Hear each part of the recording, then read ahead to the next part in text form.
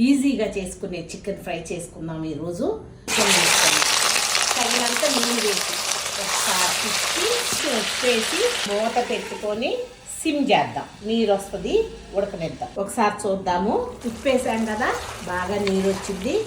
కొంచెం నీరు తగ్గేదాకా ఇంకొంచెం సేపు మూత పెట్టి ఉంచుదాం.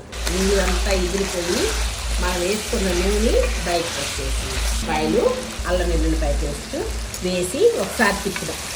ఉల్లిపాయ కూడా వేగుతాను కదా, టమాటాలు వేసి ఇట్లా అని మూత పెట్టేసేది. పసుపు కారం వేసి ఒకసారి తిప్పుదాం. పచ్చిమిరపకాయలు చీలికలుగా పోసుకుందాం. కరివేపాకు, జీడిపప్పు కమ్మగా ఉంటాను కోసం, కసూరి మేతి ఒకసారి తిప్పండి. చికెన్ పొడి మసాలా వేసేసుకోండి. తిప్పేద్దాం. సింపుల్గా చికెన్ ఫ్రై రెడీ.